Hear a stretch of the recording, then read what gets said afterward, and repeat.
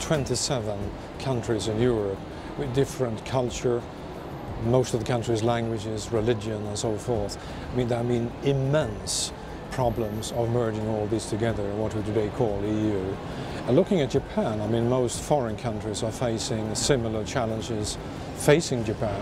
So I think in a way Hatoyama-san was very right when he got inspiration from EU to try to do something similar out here.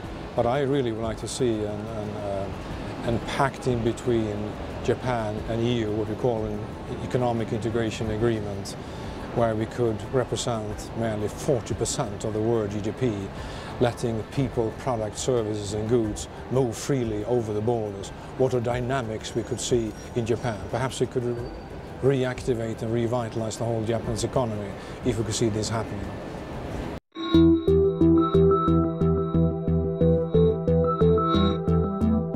If you look at the company we have in front of us here, or behind me here, H&M, I think we made a trend breaker by simply introducing price into the equation. Honestly, I think IKEA was first, and then H&M. For the first time ever, value for money means something in Japan. Historically, it's always been that high quality means high prices. High prices mean high quality, and low prices mean low quality. So how can you sell a good quality to low prices? That was a challenge for IKEA, which we managed to position in an incredible way, and now the same for H&M.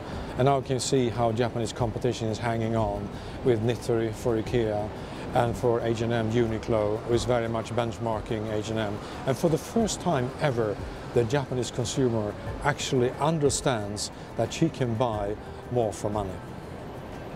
Recession is sometimes something we read about in the papers. I remember back during the 80th, last time we had a recession, I felt we had to subscribe on Financial Times to understand that we have a recession in Japan, because our business was incredible, simply. And now this time it's the same. I mean, looking at the 46 million households in Japan having the highest financial savings in the world, compared to many other countries where the consumer has spent other people's money or the bank's money. We are spending our own money here and still have tons of cash on the bank here. So it's more psychological, I think. How can we increase the consumption? And to do that, we need more excitement, we need more product development, because the Japanese consumer basically, they have everything. I think the number one is what has to do what we call mutual recognition within product certification, standards, labeling laws. I think there we have most likely the easiest way to reach a fair success. Many standards are so similar in Europe and Japan, so I simply feel that it should be rather simple for the Japanese government to say we recognize these European standards, and in Europe we recognize Japanese standards, until we have worked out a common platform.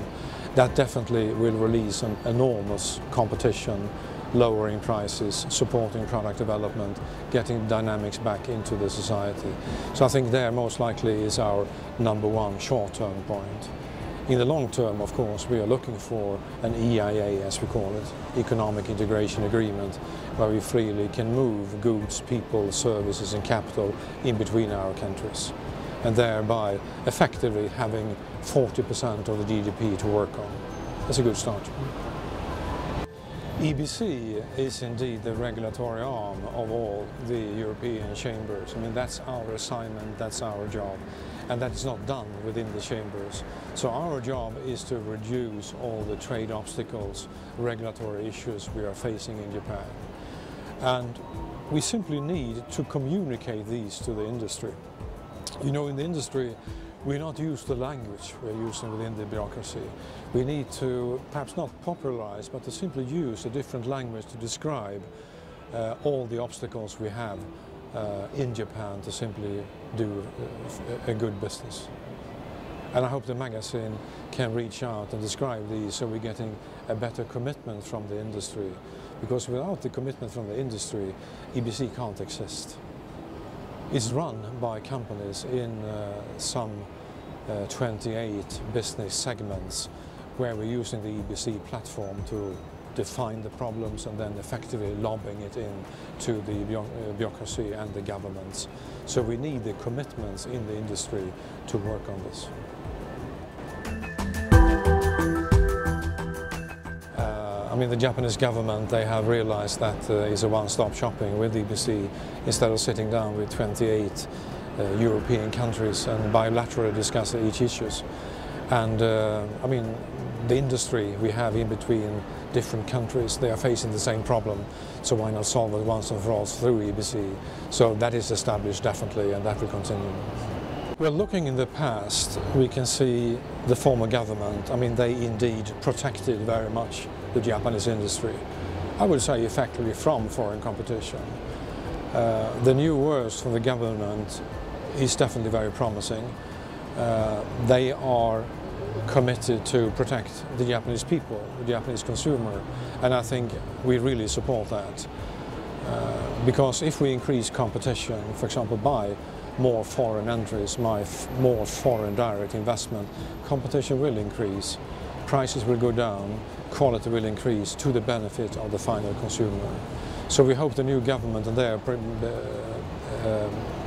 that the administration simply have power to work with the bureaucrats to reduce all the nonsense we are facing, because it doesn't serve, it doesn't defend the Japanese consumer, it's just increasing the prices.